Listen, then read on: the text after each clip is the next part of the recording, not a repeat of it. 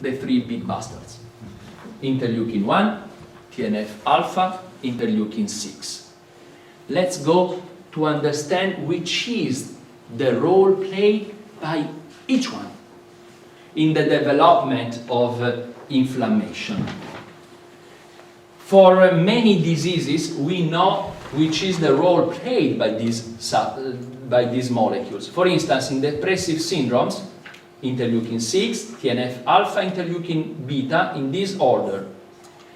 Central nervous system, I mean multiple sclerosis, especially are involved interleukin-6 and TNF-alpha. Always those three, in a different order, but always those three.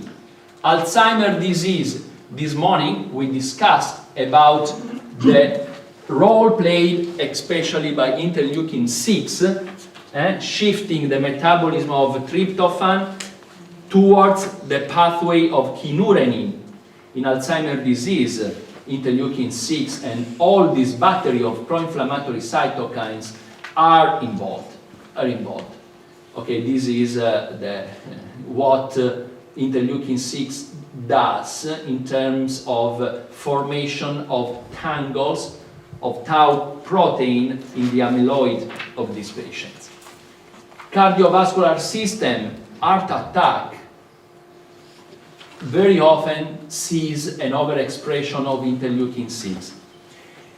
We just published a very interesting, especially for our friend general practitioners, a very interesting paper on Minerva Medica Cardioangiologica, an Italian peer-reviewed magazine, about the treatment of stable coronaropathy. Normally, I think also in your country, the guidelines is to use in these patients acetyl salicylic acid and or clopidogrel plus atorvastatin, for instance, 10 milligrams. And it is absolutely right to stabilize the plaque. But the problem is not only the plaque, is that the plaque, I mean the fat cells in the plaque, remember, fat cells are like mines of interleukin-6 and TNF-alpha.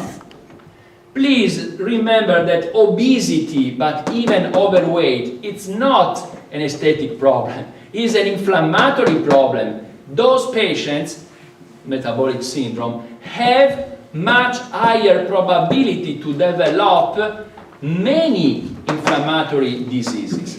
So, in these patients with stable coronaropathy, under treatment, according to the guideline, antiaggregants and statins, we treated a group only with antiaggregant and statins.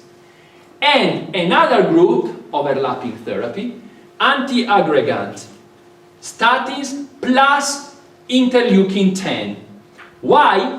To manage the excess of interleukin-6 that is the trigger of inflammation of the endothelium, that means cause of heart attack.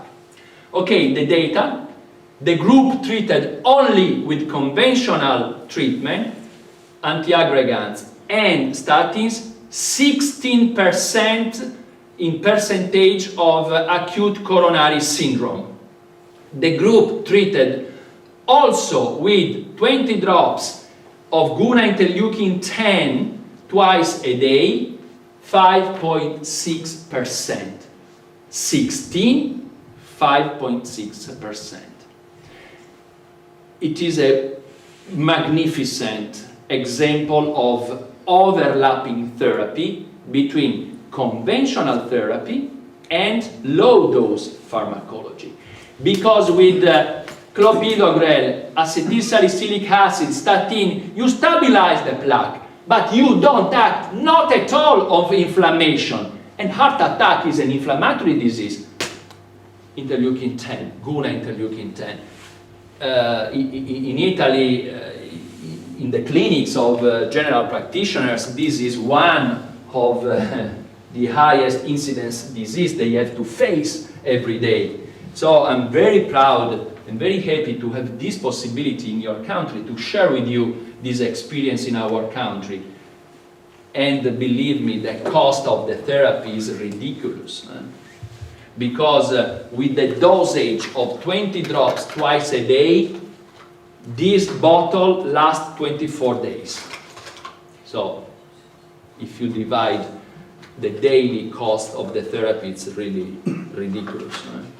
But you reduce from 16% to 5.6% the incidence of CAS,